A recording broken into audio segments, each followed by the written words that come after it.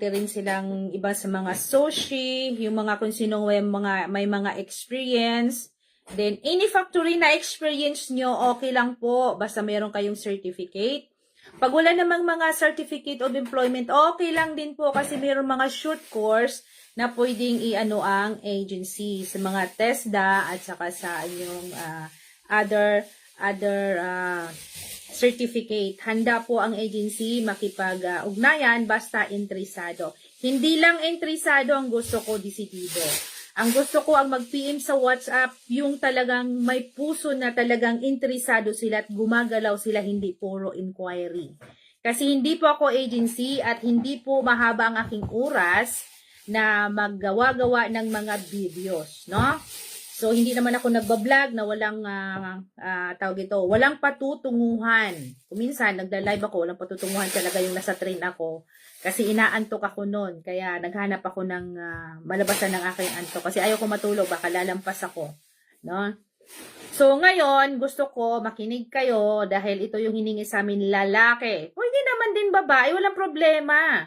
Walang problema. Pero ngayon, ang new update niya, kailangan sa month of July, makakuha ko ng 40 na mga tao, lalaki, 22 to 52 years old, may experience man wala, first timer man or ex-abroad. Sana nakikinig kayo ha. Kasi pagdating sa inbox, ma'am, pwede ba ako ma'am? Wala akong experience, ma'am, pwede ba ako? No. Kung wala kayong mga experience, sabihin nyo lang, pero hindi po yung wala kayong pinapasang requirements. Ma'am, interesado po ako, ma'am, wala po akong experience. Kung interesado kayo, magpasa pa rin kayo ng mga requirements. Hindi po mag-PM lang kayo, ma'am, ano pong requirements? Interesado po ako, wala po akong experience. So, doon po makikita na wala talaga kayong experience. No? Kasi doon sa biodata nyo, sa inyong CV, na wala kayong experience. Pero kung kaya nyong gumawa ng experience at makaprovide ng certificate, wala pong problema. Basta legit po ang ano nyo. Ha?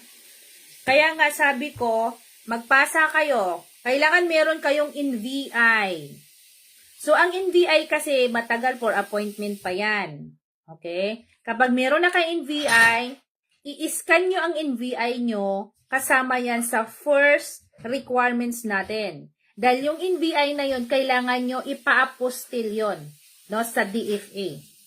Bago nyo ipa-apostil, tanggapin ko yung mga requirements nyo basta may NVI na. Okay, kahit hindi pa siya napa-apostil, dahil to be follow na lang yung apostil. Para yung mga requirements nyo, mache-check na yan, mala-line up na yan siya. And then to follow na yung apostil nyo, basta may NVI na. Naintindihan nyo? Lahat po nakascan. Passport, naka-scan para malinaw. Photo nyo, whole body, naka-scan para malinaw. Hindi po yung pinipicturan nyo. Okay? Ganun talaga, gumagastos talaga kapag mag-apply. Wala pong libre. Lalo na kung Europa ang gusto nyo. Okay? Any certificate naka-scan, ipapasa nyo through PDF. Hindi yung picturan nyo na ipo-forward nyo sa WhatsApp. Hindi po ganon. Okay? Kailangan makuha lahat ng mga doon sa AIDS. Kasi yung iba yung passport, yung mga corner niya nawala na. Tapos parang sobrang lapit, nakakrop na. Okay? Kailangan merong space. Di ba yung nakascan, naka-space yan? No, naka-space yan eh. I-scan mo yon. Di ba? Meron siyang space there in a one white paper. Naka-scan po yun. No? Maganda yun. Yung ganon, malinaw. Hindi yung basta-basta na lang kayo magpasa. Kung interesado kayo, seryosuhin nyo ang pag-apply. Hindi po puro inquiry lang. Okay? Hindi ako galit ha. Nag-explain lang ako. Mukha lang akong galit. Kasi hindi ako nagbabait-baitan talaga sa aking mga live. Alam nyo yon. No? Hindi ako nagpasipatiya para makakuha ng mga aplikante. Hindi nga ako nagre-reply tapos magkukuha pa ako ng mga aplikante ha. Ha? Hindi. Di pa ako naglaba. Di pa kayan? Hindi pa ako naglaba. Saka na ako maglaba. Pag-isipan ko muna. So, ngayon, lahat ng mga requirements naka-scan. Ang hindi lang po naka-scan, ay kailangan po yung self-video. Yung self-video na yun, pwede yun to follow. Dahil, kung wala ka pang certificate, gagawa yun ng, kung wala pa kayong experience, kasi isasama yan sa video ang inyong experience. Kung wala kayong experience pa, wag mo nang magpasa ng video. yung munang CV nyo. Dahil check yan doon kung wala kayong experience. Kung candidate kayo sa walang experience, kung wala kayong certificate, candidate kayo doon. Basta willing kayo mag-attend ng para sa short courses ng mga sa available na job offer ng Lithuania. Okay? So ngayon, ang hiningi sa amin para sa furniture. Okay? Pangawa, paano ba gumawa ng mga furniture? Yun. So, kailangan nila ngayon ng candidates kasi alam ko naman hindi lahat nakakapasa eh. Pero huwag kayong mag-alala. Kung hindi kayo nakakapasa, marami pa namang other company for interview. Kasi hindi kayo pwedeng mag-apply, hindi po ko pwedeng mag-process, pupunta sa agency kung hindi kayo nakapasa. Kasi mayroong nagwa-WhatsApp sa akin, gusto niya talaga yung good to be true. Gusto niya may agency. Hindi namin pinapapunta sa agency unless na-interview kayo at nakapasa kayo sa interview. Anong gagawin nyo sa agency? Mag-inquiry? Ha? Kasi yun yung iba, ganun eh. Kung wala kayong tiwala, ito na nga sinasabi ko sa inyo. Kung wala kayong tiwala, wag na po kayong mag-inquiry. Wag na po kayong mag-apply. Much better, marami kasing nakikita dyan sa mga Facebook. Pwede kayo doon mag-inquiry. Malay mo, mabait sila. At saka magre-reply agad yon. Kasi gusto nila magkakaroon ng maraming aplikante. O, diba? Pero sa akin, hindi. Kung mag-apply kayo, okay lang. Kung hindi, okay lang din. Hindi ako namimilit. No? Hindi ako namimilit. Kasi nasa amin lang yung kung maluwag ang kalooban nyo. Kasi mahirap yung mamimilit ka, tapos sisihin ka sa bandang huli. Okay? So, ang kainaman lang natin sa ating Slovakia, babae or lalaki. No? Pwede. Kasi doon, sa inyong application, i-ano kayo doon eh, ila-line up kayo kung para ito, pwede na ito ipa-interview natin. Kasi okay na yung mga documents niya. To follow na lang yung iba. Okay? Kailangan, update din kayo kapag na ipaprocess na namin yon. Hindi ako basta kumuha ako ng mga dokumento. Tino yung kausap ko yung 3 sa Saudi. May kausap akong 3 sa Saudi Ang gusto nila talaga sa Poland. Ang inano ko naman sa kanila, i-try muna natin sa Slovakia. Kasi may edad na rin sila, kaya baka hindi sila matanggap sa Slovakia. Kasi yung isang agency ko hanggang 40 lang. Hanggang 40 to 4 to 5 lang. Yung isa, 46 na at saka 48 years old. So, sabi ko, i-apply ko siya dito, i-forward ko na, i-check yun ng agency, ng agent. Kung okay sila sa Slovakia, ituloy natin sila sa Slovakia. Pero kung tagilid ang application na sa Slovakia, ipaprocess ko talaga sila sa Poland. Yung nasa Saudi. Okay? Alam nyo kung bakit? Ang Slovakia, 6 months lang ang maximum makakaalis na kayo. Lalo na kung na-interview na kayo, mabilis lang. No? Kapag nasa abroad, wala po tayong lending dyan, hindi po kayo pwedeng maglo-loan. Talagang cash-to-cash basis kayo. Yan. Kapag first payment nyo, prepare lang talaga kayo nasa abroad, 1,500 euro kapag nakapasa kayo sa interview. Okay? Itong isa naman, kapag nakuha ko na yung mga requirements, 1,500 euro din ang hinihingi. No? Kasi dalawang agency natin, hindi lang isa. Okay? So, may choices tayo. Pero mas gusto ko dito sa isa kasi medyo mataas ang edad. So, ikuridas ko na lang na sa kanya. Ayan. Hindi naman ibig sabihin na wala akong tiwala. May tiwala ako sa kanila kasi ang dami na nilang napapaalis. Okay? Meron tayong coming galing sa Pilipinas na makakaalis na rin. Ha? So, yung hinahanap nila, no, kahit saan namang bansa sa Middle East, ina-accept nila yon.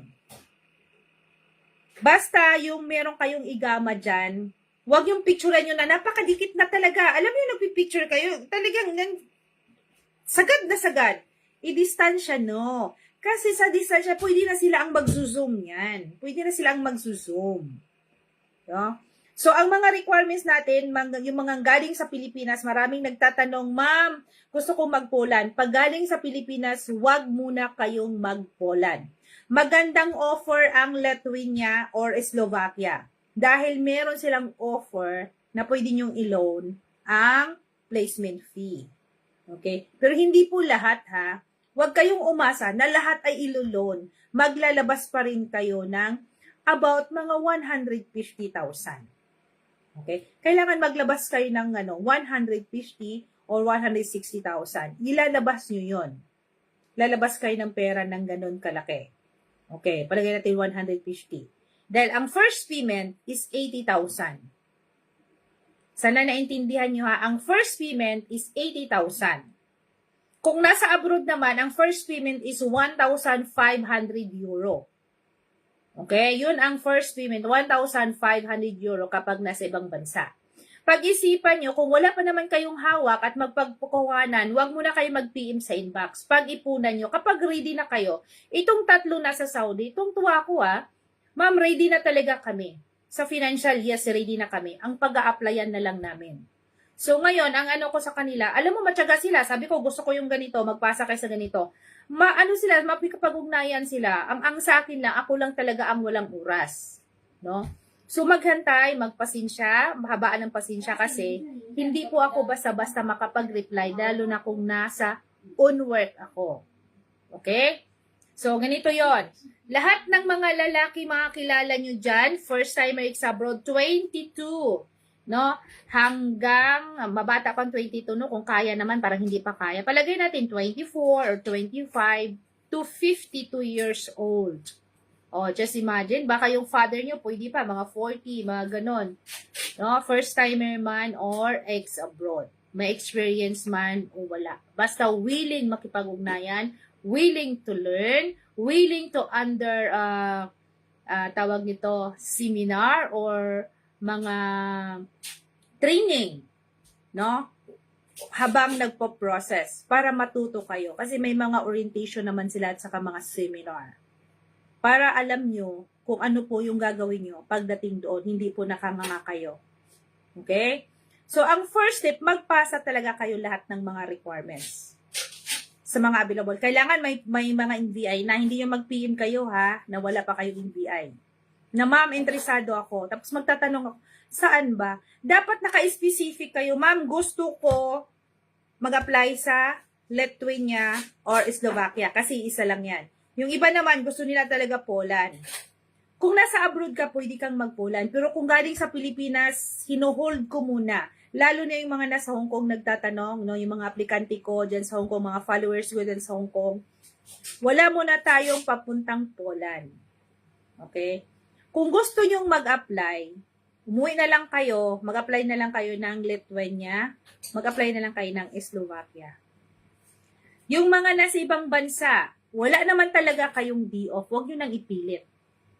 Dahil kailangan lalabas kayo para sa inyong visa appearance. Kung walang day off, huwag na po kayong mag-apply. Okay? Yung mga na-terminate sa Hong Kong, kaya ang offer ko papuntang, meron pala tayong cross to Dubai, meron din tayong cross to Lebanon. Alam nyo sa Lebanon, hindi po stricto ang pag-apply sa papuntang Europa. Paborito ng Slovakia yan. Paborito ng Poland yan. Alam nyo kung bakit? Mabilis ang process doon. Ang Slovakia doon, wala pang 2 months makakaalis na. Ang Poland, 5 buwan nakakaalis na sa bansang Lebanon. Baka meron kayong mga kaibigan na sa Lebanon na gustong mag-Europa, sabihan nyo. No? Kasi doon, hindi po stricto. May mga bansa talaga, lalo na sa Poland, ay kailangan nila ng i-roll, para sa visa. Okay, kaya doon tayo matatagalan sa visa appointment. Kasi meron silang tinatawag na ira-raffle pa kung masama ka doon sa bilangan ng appointment for visa appearance. Okay? Pero sa papuntang Slovakia, wala na po yung raffle-raffle. Kapag kumpleto ng mga requirements, i-assist na kayo para sa inyong visa appointment. Okay? Sana maunawaan nyo yung mga nasa abroad. Yung mga nasa Pilipinas, requirements lang po ang kailangan namin. Kahit nasa abroad requirements, kasama na yung nyo dyan. Kasi wala naman kayong NBI, yung igaman nyo. Yung nyo, ID nyo dyan. No? Back, no, sa harap, the front and the back, picturean ng malinaw. Sila na mag-zoom na yan kung walang scanner. Imposible naman walang scanner kahit sa bansa mayroong scanner. No? Ipa-scan lahat. Okay? Sa about naman sa sahod, no? Kasi minsan, ang sasabihin, kasi ayoko yung mag-expect kayo ng too much. Ang too much na yan, kapag sa interview, sila po ang mag-explain sa inyo kung magkano ang sahod. Dahil bawat company, iba-iba po ang salary rate. Merong mataas, meron namang hindi gano. Depende po sa basic na hours, yung oras sa inyong pagtatrabaho. Kung may OT, o di mas malaki. No? So, nasa 750 kasi mababa ang ibinigay ko sa inyo. Alam nyo kung bakit? Kasi during the interview, pag alam niya, oh, yan lang pala ang alam mo, pero interesado pa rin kayong mag-apply. So, humanga sila na kahit maliit pala ang offer na sahod, gusto nyo pa rin mag-apply, gusto nyo po rin magtrabaho. Pero ang totoong sahod nila, katulad ng isa naming aplikante, ang offer sa kanya is 70,000 basic salary lang po yun. Okay? Pero mataas ang iba. Huwag nyo nang isipin muna yung sahod. Alam ko, yun ang pinaka main purpose yung sahod. Ang isipin nyo, paano kayo makapasok. Dahil ang sahod, tumataas naman yan every year. Sa Poland ngayon, mataas ng sahod sa Poland. Dati nung nandoon kami, parang 21 na per hour lang yata. Ngayon, 27 per hour na. Sa zloty, no? Sa pera doon sa Poland. Hindi po parehas-parehas ang rate. Sana maunawaan nyo ako dahil kapag mag-post ako ng mga short videos, ang daming magpipi, ma'am, interesado po ako, ma'am, ano po yung trabaho? Sa mga trabahong offer, lalo na sa panglalaki, huwag nyo isipin na wala kayong experience. Gulam.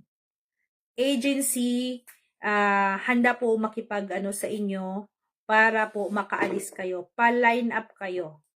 Huwag po kayong magpapa-line up, huwag kayong magpasa ng requirements kung hindi nyo kayang i-provide ang down payment pa lang. Ngayon pa lang pag-isipan nyo ang down payment dahil once na nakapasa kayo sa interview dahil na-process na inyong documents, kailangan nyong magbayad na talaga ng 80,000 at mag-report sa agency. Yun na yung unang bilang. Pag mag-report na kayo sa agency, unang bilang ng araw bago kayo makaalis. Pinakamatagal na yung 6 months makakaalis na kayo. Okay? Kasi ang guarantee nila 3 months. So, 2 to 6 months ang process. Hindi naman din dapat tayo magmadali. Kasi nagdidepende naman sa inyo yan eh. Yung iba nga, wala agad ng pera. Naghahagilap pa. Naiintindihan namin yon. So, sa ngayon palang pag-isipan nyo kung meron ba talaga kayong mapagkuhanan. Dahil ang hirap mag-apply kung nag-uumpisa ka lang and then magbaback out ka. Yung effort ng agency natin, yung agent natin, na nag-aayos ng mga requirements nyo, nagpupuyat, nagpapagal, nagsusunog ng kilay, then magbaback out kayo kasi hindi nyo afford. So, pag-isipan nyo kung afford nyo o hindi. Dahil yung 380,000 na yan, nung yung nasa Pilipinas 380,000 na yan. Ang ika-cash out nyo lang dyan, yung first payment, first down payment, at yung pangalawa, kapag meron na kayong visa at saka UEC. Kasi kailangan talaga meron kayong UEC. Okay? Yun yung pang second down payment nyo. Which is nasa mga 70. Depende sa inyo kung gawin yung 100. Huwag kayong huwag kayong mag-advantage na makakuha kayo ng malaki sa loan. Dahil mas malaki ang interest kapag malaki ang loan. Naintindihan nyo? Dito ako kasi may loan. Pwede makapag-loan sa placement fee. Yung iba talaga, alam nyo sa 2 years, even in Hong Kong before, yung 2 years na yan, yung dati pa naming mga aplikante, noon, yung 2 years na yan, pambayad utang lang yan. Same lang din yan mangyayari sa inyo kapag pumunta kayo ng Europa. Dahil pambayad utang lang yan. After ng 2 years, maginhawa na kayo. So sana walang reklamador. Kaya sa puyatan, kaya sa paguran, kaya sa tayuan, kaya ang masakit na likod sa trabaho ng 8 hours to 10 hours to 12 hours. Kasi yun talaga ang trabaho sa Europa. Makapahinga ka lang in a few minutes or 1 hour for breakfast or lunch. Hindi po pares-parehas dahil oras po ang binabayaran. So, kung kaya nyo yan at kaya nyo rin i-provide, go ahead, mag-apply kayo, magpasa kayo ng mga requirements. Okay? Ang WhatsApp ko, nakalagay dito, nakapin po dito sa aking live. Hindi po yung magtanong kayo Ma'am, nakita ko yung video, ma'am. Ano po yung requirements, ma'am? Ano pong applyan? Kung tamad kayong makinig sa aking mga videos, wag na po kayong mag-apply. Kasi tamad din ako mag-i-explain. Pero kung nakita ko nagpapasa kayo, ito, interesado. Kasi nagpapasa talaga. Okay? So, ang inyong application, double tayo. Lithuania at Slovakia. So, line up yan for Lithuania and for Slovakia. Kapag mayroong mga bakante, ilalagay kayo doon. And then, sila na yung magano, kung papasa kayo doon, doon kayo. Kasi hindi po sila nag-i-interview ng isahan. Naka-zoom yan, iilan kayo doon. Kailangan 20 ba or 10? By batch po ang Zoom. Okay? By batch. Dito ka sa A, sunod B naman, din sunod C. Okay? Yun po ang pamamaraan sa pag-process papuntang Lithuania or Slovakia. Kung meron kayong mga experience mag-bake o nagtrabaho sa bakery, gumawa ng tinapay, or nagtatrabaho sa mga fast food, or sa mga mag-repacking, mga chocolate, any, sa mga food, pwede kayo sa Slovakia. Kahit anong experience naman. Huwag na kayong mamili, huwag na kayong magtanong, ma'am, anong trabaho? Wala namang dancer doon eh. Wala naman ding ano doon eh. Kung ano yung experience nyo, sabihin nyo lang sa inyong CV. No? Kung kakayanin nyo. Basta sabihin nyo na meron kayong skilled ha.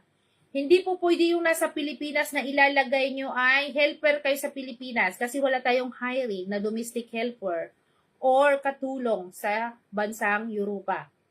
Meron silang mga hiring na cleaners, depende yan doon sa mga candidates, no, na pwede ka doon. Pero wag kayong maglalagay ng sa resume nyo nakatulong kayo or dancer kayo whatsoever. No? Dapat meron talagang nakabase sa kung wala, sige lang, pero wag niyo ilagay na may katulong kayo. Dapat at least meron kayong mailalagay. Hindi naman pwedeng mag-apply kayo na wala talaga yung ilagay. Meron talaga kayong ilalagay. Na? Hindi po pwedeng, ma'am, wala po akong experience, ma'am. Kahit 22 years old, nagtatrabaho na yan sa mga factory. Okay?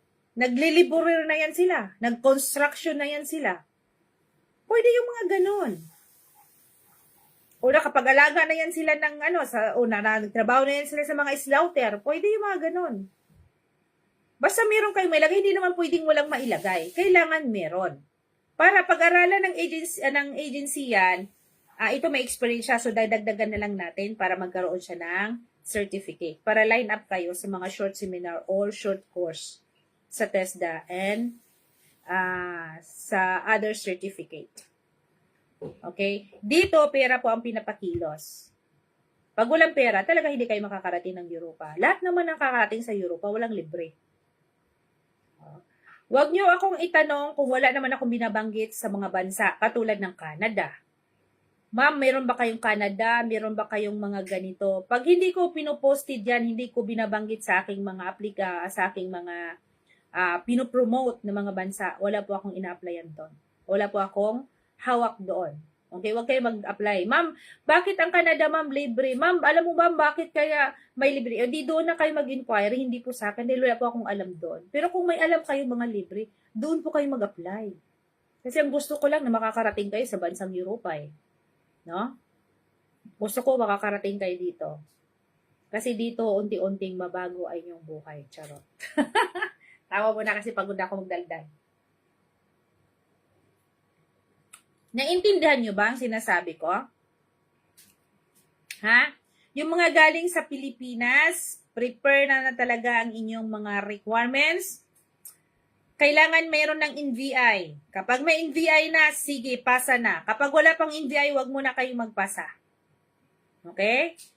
Then, yung NVI nyo, kailangan ipa-apostil nyo. Kahit to follow na lang yung apostil certificate, okay lang po yun. Kung meron kayong any TESDA certificate or trainings certificate, any training seminars, pwede yun. No? Kasi sa Pilipinas, may mga livelihood program. Kung meron kayong any certificate, pwede din yun. Para ipakita natin sa agency. Okay? So, lahat ng nasa ibang bansa, pwede na mag-apply. Yung galing Taiwan, pwede na rin. Okay? Yung sa Singapore, medyo mahirap doon. Kasi ang Malaysia, wala namang depende, i-check nyo nga kung mayroong immigration. Kasi depende yan kung nasang immigration. Kasi kung wala, pupunta kayo sa ibang bansa, doon kayo mag-appearance. Paano kung walang D-off? Ang walang D-off, wag na po kayo mag-inquiry, wag na po muna kayo mag-apply dyan. Uwi muna kayo. Dahil kahit na 40 kayo, kahit 50 kayo, pwede na kayo mag-apply din. Okay? Huwag na mag-alala kasi mataas ang edad sa Europa. Sana naunawaan nyo ang mga sinasabi ko kasi ayoko yung may PM sa WhatsApp na hindi nyo naiintindihan dito sa live. Ayoko mag-explain na for individual. Kasi yung Hong Kong ko, na.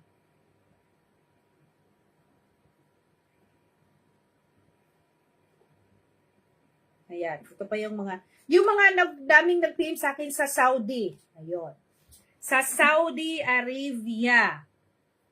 Kapag nasa ibang bansa, prepare talaga kayo ng 350,000 pesos. Kapag nasa Pilipinas ay 380,000 pesos. Okay? Wala pong Lithuania pag galing sa ibang bansa. Ang Lithuania natin ay offer lamang sa mga nasa Pilipinas. Ulitin ko, walang cross-country to Lithuania. Meron tayong cross-country Slovakia and Poland. Galing sa Pilipinas, pwedeng mag-Lithuania, pwedeng mag-Slovakia. Wala tayong Poland galing sa Pilipinas. Sana maunawaan nyo. Okay? Pag hindi pa naunawaan, ulitin nyo na lang sa patunood ang aking videos. Okay? Ang kailangan lang yung information ko. Okay? So, sa mga gusto, kasi alam nyo, ang Lithuania, Slovakia, and Poland, mga changing visa yun. Ang Albania, hindi po pwedeng mag-apply sa Slovakia. Pero pwede kayong mag-apply sa Poland. Yung lahat ng nasa Albania, yung mga nasa Albania. Kasi hindi sila tumatanggap ng mga hindi changing visa. Okay? Pero yung mga taga-Poland, pwede silang mag-apply to Slovakia. Di ba? Yung Slovakia naman, pwedeng mag-apply to Poland. Sige, bahala na kayo. Mag-vice versa kayo. Yung taga-Poland, pupunta sa Slovakia. Yung taga-Slovakia, pupunta sa Poland. Okay? Hungary, pwedeng magpunta sa Slovakia. Pwede rin mag-apply for Poland. Czech Republic, tinatanggap nila mag-apply sa Slovakia. Alam ko marami tayong mga Pilipino, mga kabayan natin sa Hungary, sa Czech Republic. Okay? Yung mga sa Turkey, hindi ko pa naitanong ha, pero alam ko mayroon naman sigurong immigration dyan. Pwede basta mayroong Poland, Turkey to Poland, meron. Pero kung Slovakia, hindi ko pa sure. Hindi ko pa naitanong. Okay? Meron tayong aplikante na nasa Turkey, meron na silang mga working permit to Poland. Isa pa, yung mga nasa Cyprus. Sino yung mga nasa Cyprus? Open po for Slovakia. Tumatanggap din kami ng ibang lahi. Okay? Yung mga Indonesian, papuntang Slovakia. Tumatanggap kami ng ibang lahi. 3 hours. Diyos ko po. Dapat lang, isang ganon, isang click, yun na yun. Yung sa left side. Isang lips, papuntang Right side, left side. Hindi ka ba nagtanong before? Ayan, 45 minutes yan lang ga. 45 to 1 hour. 3 hours ka? Grabe ka. Nadurog na yung damit mo, Day. Ha? Baka wasak na. Wala. Okay lang. Ma'am, 34 years old na ma'am. Requirements po sa Europa magkano? Kasasabi ko lang, Kim. Masyadong bata yung 22 talaga. Parang gusto ko namang 24, no? 24 to 52 years old. Ayan, 34 years old, okay. Okay? Pagod ka? Yung mga hindi kayang mag-process dahil mahal, uwi na lang kayo sa Pilipinas kasi pwede kayong mag-loan. Pwede mag-lending. No, yung mga nasa ibang bansa, kung hindi nyo kaya ang 350,000 pesos, uwi na lang kayo sa Pilipinas, doon na kayo mag-apply. Basta meron kayong dala na about 150, okay na yon. Okay, kasi kung Poland ang applyan nyo, cash din yon. Walang lending po ang Poland, kaya hindi ko ibinibinta. Hindi po ako nag-update yung mga mag-apply sa Poland from Philippines. Okay? Hoy, depende daw. Meron pa bang ganon? It depends on the technique. There are 100 and 120. I want permanent. I want permanent. Win. My appointment. Okay. Magpa-appointment na ako. Sa? Doktor? Appointment. Doktor John? Hindi. Sa aking kikiki. Ma'am, chat po ako sa WhatsApp. Ayoko ng chat-chat. Gusto